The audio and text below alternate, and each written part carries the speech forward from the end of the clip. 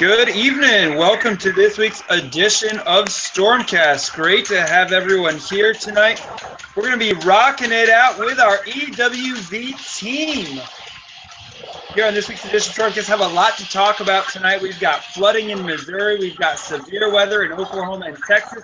A tornado that went through Tulsa. We're going to get to it all tonight, and we're going to have a little bit of fun as well. With us tonight from out west is Elena.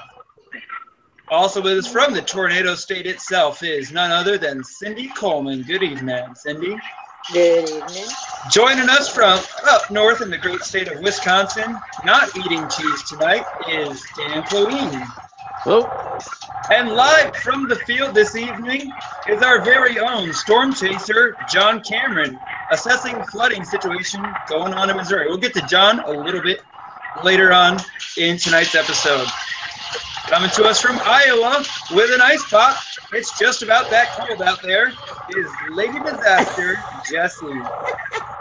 And from down in central Georgia, we have our very own Melvin with us tonight as well. And I'm your host, Joey Pisani, here from EWV HQ in Atlanta, Georgia. Hope everyone's having a great night. All right, so a lot to talk about, guys. We're going to start with talking about this tornado that we had in Tulsa, because that's kind of the biggest headline we have going on right now. So Cindy is actually in Ada, Oklahoma. She has quite an interesting story. She was actually supposed to be in Tulsa today, but that did not happen. So Cindy, I've seen a lot of some video of the Tulsa tornado. What have you been seeing and hearing from there in Oklahoma? Well, I've been hearing that there's a lot of damage, a lot of trees down, a lot of power poles, a lot of lines. Drive time, one of the biggest car dealerships, was pretty well messed up with the power poles and damaged cars and, just broken windows. And let's see, AT&T, I would say 1/3 of the store, pretty well just really wrecked up. Wow. And then it hit restaurants. TGI Fridays got damaged. Buffalo Wild Wings got damaged. And Promenade Mall was closed today, closed tomorrow, because there is no traffic on 41st between Yale and Sheridan. So it was pretty bad. And I guess it did a lot of damage. They had trees uprooted. At first, they thought it might not have been a tornado, but now it's been categorized as an F2, EF2, and it has been confirmed by the National Weather Service. Wow, so yeah. And they had 4 inches of rain in less than an hour when this all first started, and the tornado sirens did not go off because the tornado touched down fast and rapidly moved into Broken Arrow. Wow. So they had a warning, but they did not have sirens. So if you were not up at 1:30 in the morning, then you didn't know that there was a tornado until after it had passed. Gotcha. So following up with that, Jesse, I mean, you kind of saw some of the reports that were coming out from this thing earlier today. So was there anything that kind of stood out to you that you saw from today? What I've seen today, they did say that there was 135-mile-an-hour winds reported. However, we're still not sure what the width or the length of the tornado was. That's right. Wow, and I mean, you have to remember, guys, this is 1:30 in the morning, so most people are asleep, except for the folks, that Cindy mentioned that were out at Buffalo Wild Wings. They weren't asleep. So Whataburger. Really messed up. Cars were flipped over. A lot of damage. Also, wow. Joey, is that the initial report was 5 people were taken by ambulance to the hospital. 26 showed up at the emergency rooms. That's been upgraded, Cindy. There's 20 people that were taken. Now. Mm-hmm. Right. And 13 more. EMSA has taken 13 more to the hospital towards, I would say, about 3 o'clock this afternoon. So really, there was damage everywhere and people were hurt. Yeah, I mean, it went through a pretty populated area of town for sure. Yes. Yes. Definitely. So, I mean, are search and rescue efforts still ongoing at this time? Yes. I'm not sure. I think probably because it's quite heavily populated there, and Promenade Mall is there, and it's going to be closed from today and tomorrow. Wow. So definitely all of our hearts and prayers go out to the folks of the Tulsa, Broken Arrow, Oklahoma area. I actually have a personal friend of mine that I've known for about 5 or 6 years. His name's Jeff, and he lives on the southeast side of Broken Arrow. He said the tornado passed about a mile and a half to his north of where like his house is. But he could hear the tornado going by. Yes. Very, very scary situation there. And that's not the only thing we have going on. You mentioned, Cindy, about that rainfall, 4 inches of rain in just 1 hour. And Oklahoma is not the only place that's been experiencing this heavy rainfall and flooding. We actually have one of our storm chasers with us tonight, John Cameron from out in Missouri. So, John, I think your microphone's muted, but if you can unmute your microphone, then we should be able to hear you. You can tell us what's been going on out there. So we'll see if we can get John with us. Yeah, you're there you go. Now we got you. Oh. We're good? Yes, we're good. Yes, we are good. Finally, you can hear something. All right, so last night and all day yesterday, last night was the big part of it, but all day yesterday it rained. We probably had 2.5 inches of rain before it started the big stuff at night. By nightfall, we got into the good, heavy rain. It was raining about 3.5 to 4 inches an hour here, and we had water over the road where I'm looking at. It was running about 1.5 feet across the road, and I'm getting ready to get out of the truck here. I'll take you with me. I'm looking at one of the dams on one of the lakes here.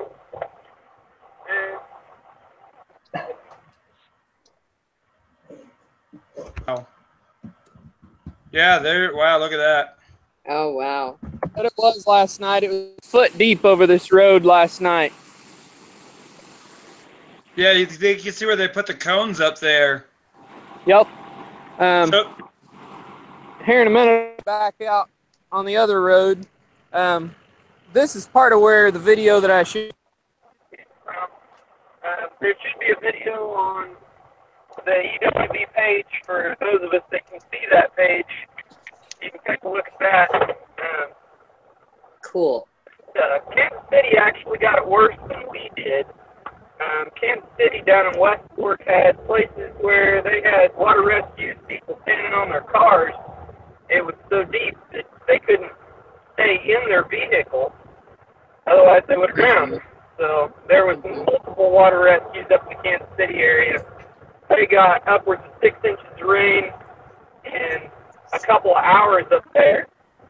Also down by the Warsaw and the City Beach area, which is in central Missouri, they got upwards of 6 to 7 inches of rain over in that area. Here in just a second, I'll be down on a different road where this lake overflows to, and this road floods about once every 3 or 4 months. But it's usually not 3.5 feet deep like it was last night. It was running across there about 3 to 3.5 feet deep. I'll show you a couple of road signs, and again, you'll be able to look at that video if you're on our page. You can just barely see the date on the road sign in the video from last night. It was, like I say, about 2.5, 3 feet deep. Wow. So it sounds like a lot of flooding that was going on there in Missouri. 6 to 7 inches of rain in just a couple of hours, it sounds like. So once you get there, John, we'll get back to you with some more live video there from Missouri. Are you in Harrisonville area right now, or where are you? I'm in the Harrisonville area, and I'm going to flip this around. Can you guys see out the front of the truck? Yes. Yes. Okay. As I turn the corner here, right here where this bridge is and these road signs are, that was running across there up to those signs last night. Wow. Yeah, that's a good 3 feet deep, maybe even a little bit more. Everything that you can see was all underwater. Try and get out of the way of these cars here. As you can see, the cones and lights for the street closed still out there. Off to my left, the road ahead of me was underwater. The road to my left and this entire field that the headlights are shining on was all underwater. Wow. So how long did it take for all of that to dry out? I mean, obviously it's all dry now, so this is all yesterday that it was all underwater, and by this morning was it dry, or? This was last night at about 5 o'clock in the morning. It was all underwater. So Wow. I'm guessing it was probably dried out by 2, 3 o'clock this afternoon, I would guess. But Gotcha. it takes a while sometimes. All right. Well, thank you for the live. Thanks for the live video. We'll check back in with you in a bit. All right. So that was John Cameron there out there in Harrisonville, Missouri. Great to have him with us on this week's episode of StormCast with the flooding going on there. So definitely quite a bit going on, and we're expecting a bit more flooding this week. There's actually still a flash flood watch up for parts of northeast Texas. Another big story that we want to talk about tonight is the tropical situation. We actually have a couple tropical storms and stuff going on. But before we do that, not only did we have the tornado, but we also had some other storm reports. So Dan, if you have those pulled up, let me know when you're ready. And we'll go over some of the different storm reports that we've had these past couple days, because it's been pretty decent severe weather-wise. We had a pretty lull in severe activity, and lately it's been picking back up. Yeah, let's see. Going back to a couple of days ago, Pennsylvania, New York, up through the Northeast, they had a bit of action. Doesn't look like they did have 2 reports of tornadoes. Looks like there was an EF0 in New York, and a EF1 was confirmed in Pennsylvania. Mm-hmm. Taking a look over some of the high wind reports. There was a lot of high wind reports, but I'm not seeing anything that was real significant. We'll move on to yesterday. Taking a look is where we had the severe weather that we were just talking about there in Oklahoma. Also a lot of reports coming in from, let's see, that would be Kansas. We had 1 report of a tornado in Kansas, along with that tornado there in Tulsa, where we've had, it was reported to me by a source that we had up to 30 people at least injured from that one. Wow. Right. And 104 mile per hour wind gust was recorded in Rogers County, Oklahoma. I don't know if that was from the tornado or if that was non-related to that. And then, but then today, relatively quiet. No reported tornadoes, only 2 reports of hail, both in South Dakota. That's where it looks like the majority of the severe weather was taking place, a little bit in the southeast, a little bit through northern Texas there. Let's see, 2 reports of hail, like I said, both in South Dakota. Otherwise, it's all wind reports from there. And although they were above severe criteria, nothing was significant severe. So not as bad today as it was the last couple. Yeah, and going forward, I mean, looks like we have slight risk for tomorrow. And what do we got? Anything after that there, Jesse? You got the outlook for us there pulled up? So we have marginal risk there, it looks like, for the remainder of tonight for portions of Texas and New Mexico. And then there is tomorrow's risk area. So as you can see, slight risk.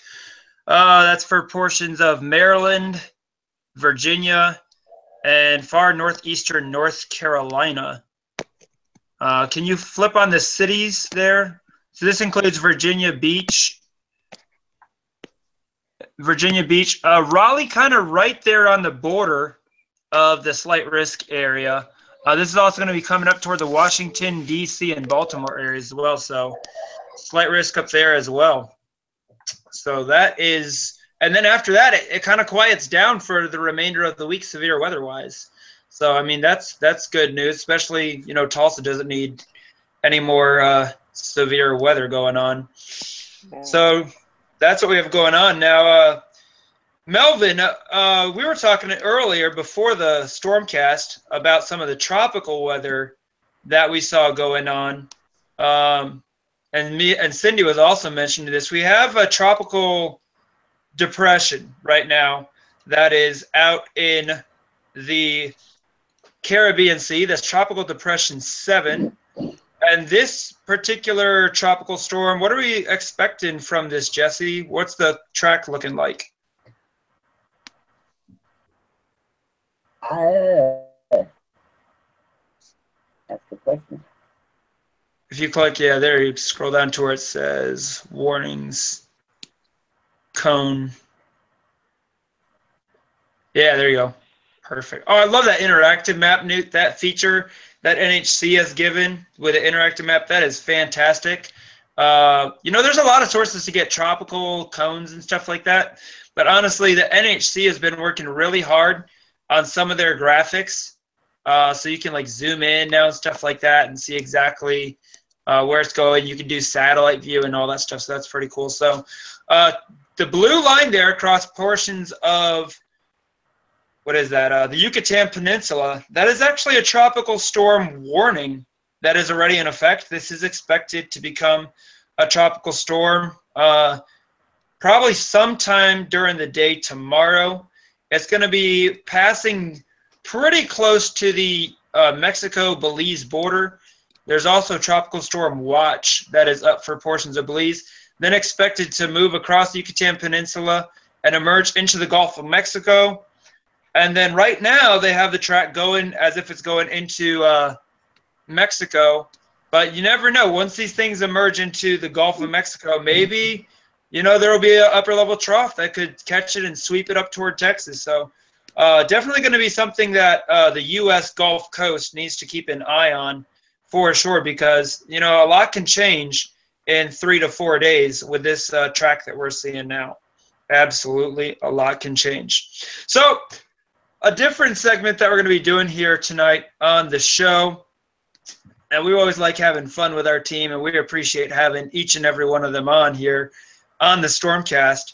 And, you know, what do we do, you know, when it's not busy severe weather? Well, we were talking, and a lot of us enjoy playing board games.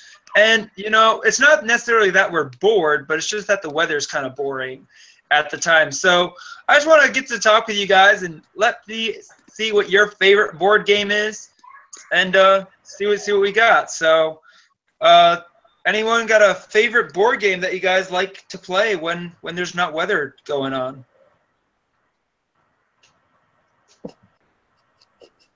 Don't all talk about it. Cindy's over there. Cindy's no one's got nothing. I mean, Dan's got a whole stack of board games behind him. Go ahead there, Melvin. Favorite board game, buddy? Mine's probably checkers. Classic. Just grew up playing checkers, so it's pretty classic. Awesome. Okay, checkers. Hop, hop, hop. What about you, Jesse? Cards Against Humanity with my older kids. Nice. I haven't heard of that one. I'll have to look it up sometime. Nice. You're going to have to delete your browser history once you look it up. Yeah. 10-4 on that. What about you, Jesse? Yeah. What about you, Dan? What's a good game that you enjoy? Well, there's a lot of board games I love to play, and in our circle of friends, we go through a bunch. But one of my personal favorites would probably be a game called Wits and Wagers. Oh, yeah, I know that game. Now, this Wits and Wagers game is That's a game fun. that you play with it's best with at least 4, if not more. Yeah. And every question, there's a round of, I think, 7 questions. We usually do 2 cards. So after 14 questions, we tally up our points. So basically what it is that someone will read a question, and everybody writes down their answer. Now, the answer to every question that's read is a numerical answer. So you write down the answer that you think is correct. It all gets placed face down on the center. Then when everybody has their cards ready, you flip them all over, and then you can see everybody's answer.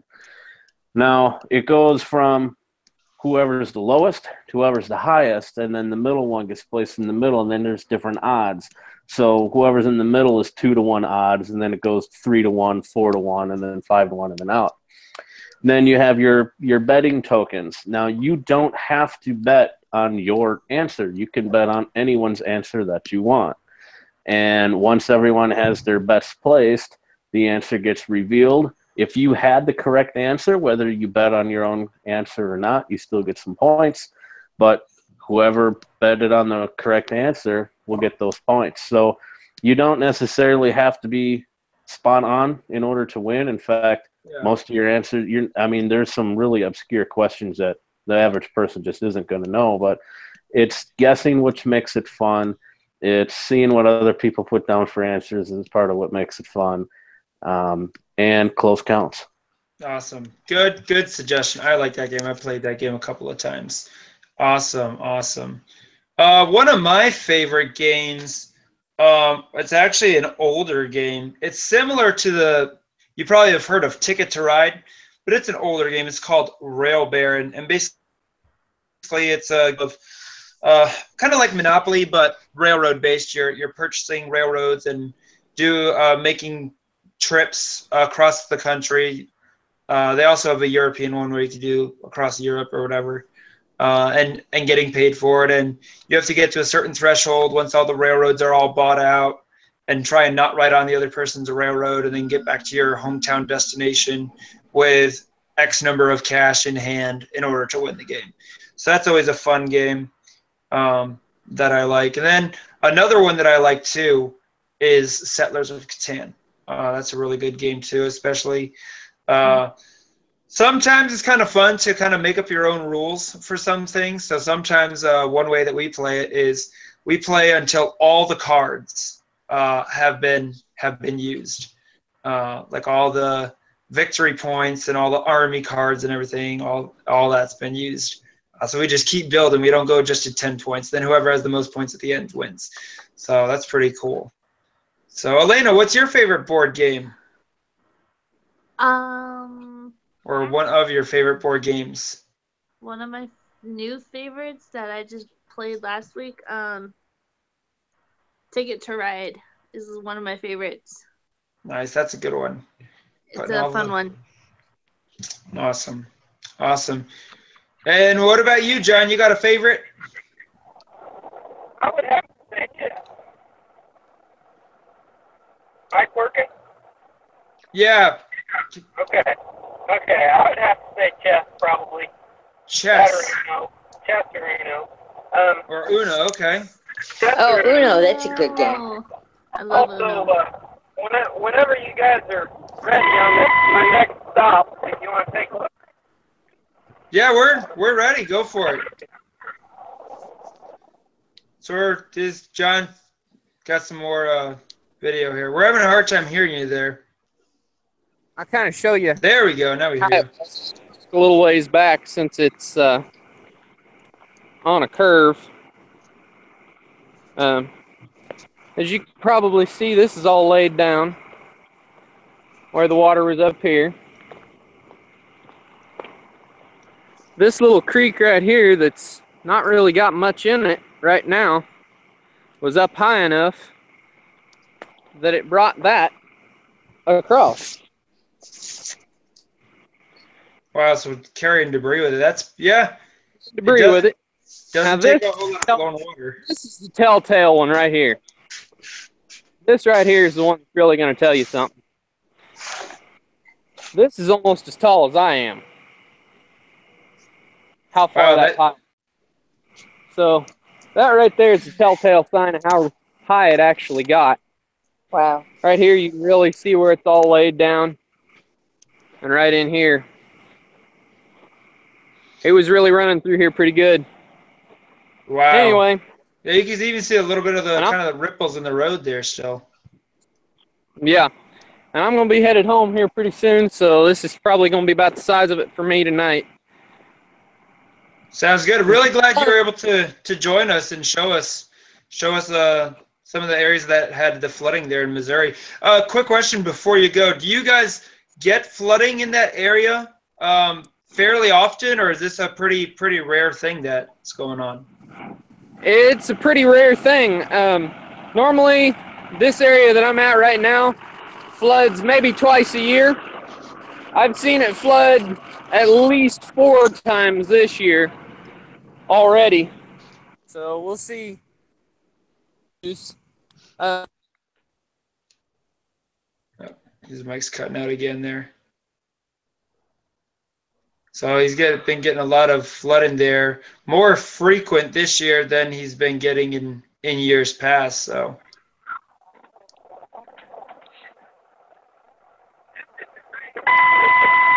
That was some heavy duty rain, that's for sure. My sump pump in my basement had some difficulties keeping up with that last night. But anyway, Wow. like I said, that's going to be about it for me tonight. Thank you, John. Appreciate it. Have a great night. You're welcome. Y'all have a good night. All right, you too, man. Bye, John. Bye. So that was John Cameron, one of our storm chasers from out in Missouri, with us this evening. So pretty nice to have him on. We've had a couple other of our storm chasers on past episodes here on StormCast. So that's always a pleasant surprise that we get to get. Anything of interest that you guys want to talk about? Share with the group that's going on in your area. What the weather's going to be like for this week that you guys are looking at. I'll start. What do you guys think about that? Here in Atlanta, Georgia, it's actually we're going to be transitioning from our weather pattern. It's been pretty dry this last week and fairly hot, upper 80s, low 90s.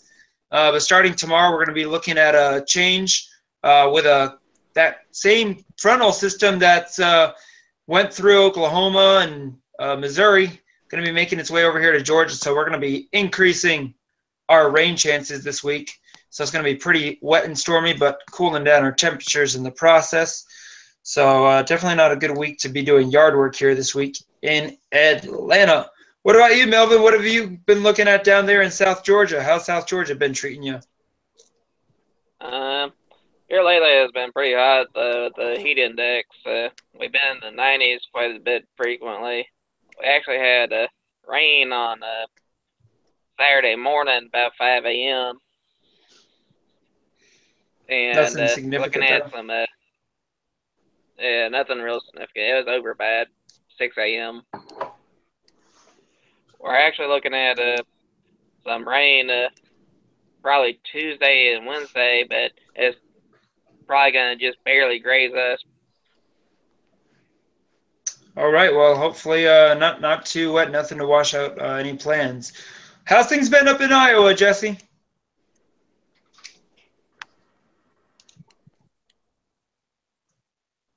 Stay on their microphone. Things have been relatively cool. Hasn't been too hot lately. Yeah, I remember you were telling me the other night that it got down into the 50s? Yeah, currently it's 65 degrees. Oh my gosh. That sounds really nice. Really Yeah, nice. I could go for a 65 right now. Yeah, I could too. What's your forecasted right now, low? ours is 80s. It's just way too cold.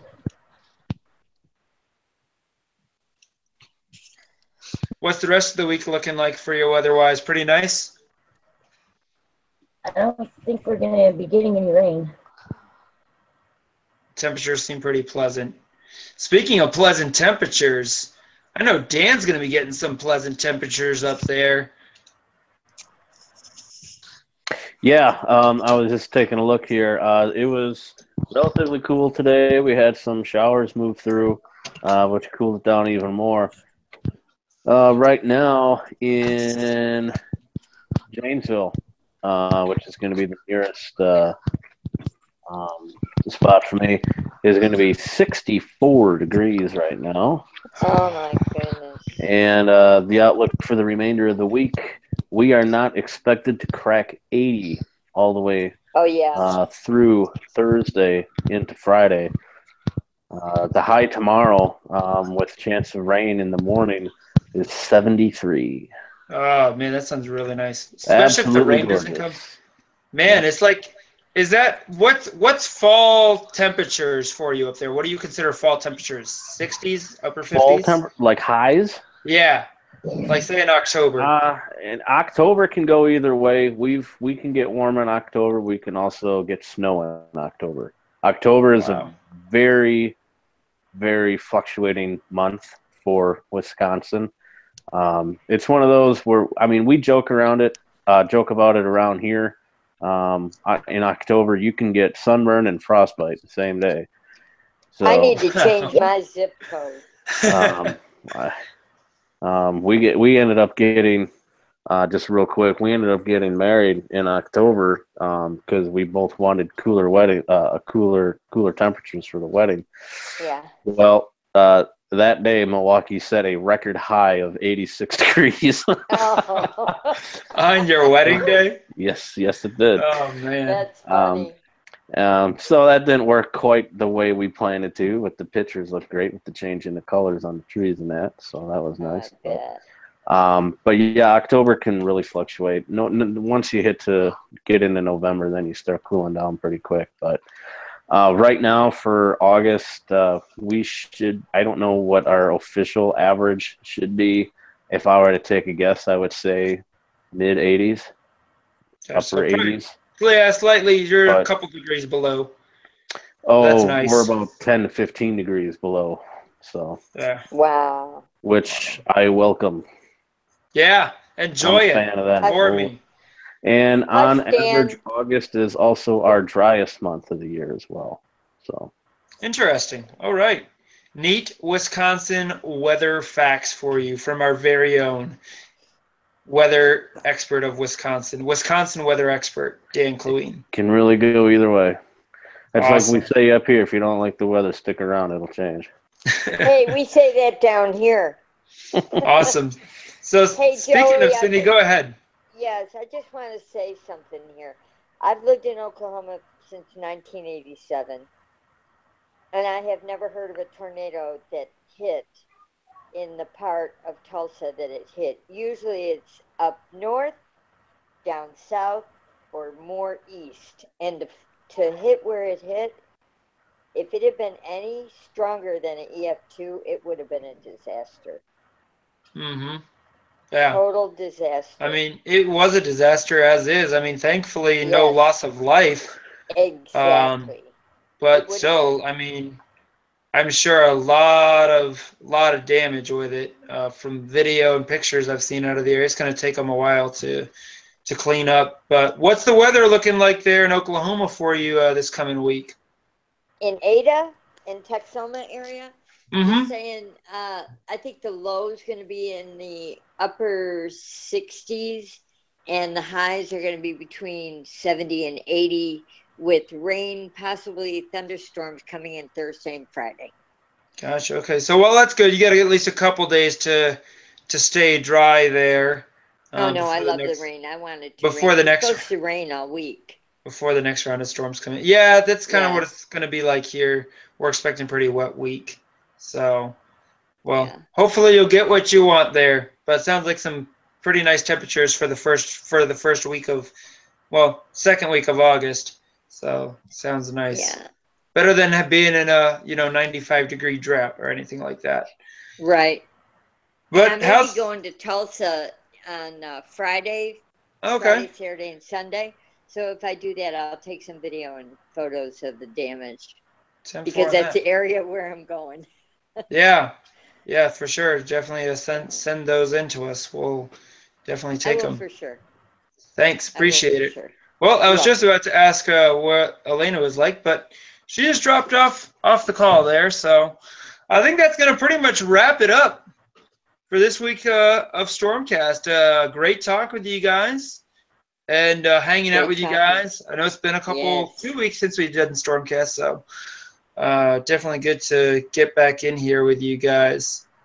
So yeah, definitely.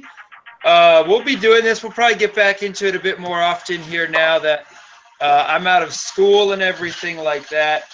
So thanks for joining us, Melvin, Jesse, Dan, Elena, John. Even though Elena and John are gone, really great having them on here with us tonight. Tonight's presentation is brought to you by none other than Jesse. Do you have it? What? The ice pop. I ate them all. Ah. Well, tonight's presentation. How about Wisconsin State Fair? The official state fair of Wisconsin is going on between now and the following Sunday. Make sure you get down there and have some beer and enjoy a cream puff. There we go. I know Dan's planning on going down this week to the fair, so be sure And to Joey, tag. you forgot me. You forgot me. I forgot you. Everybody, and you forgot me. I was going down the line. I said Melvin, Jesse, Dan, and I was working my way to Cindy, but then I was getting to Jesse's ice pop that she ate. So tonight's presentation is not brought to you by Jesse's Ice Pop, but it is in fact brought to you by the Wisconsin State Fair. So go out, eat some cheese, and enjoy the week, guys. Thanks for tuning in to this week. As always, be sure to tag us with the hashtag EWVLive on Instagram and Twitter. Follow us on Facebook, and we'll catch you guys next week on Stormcast. Have a great week, everyone.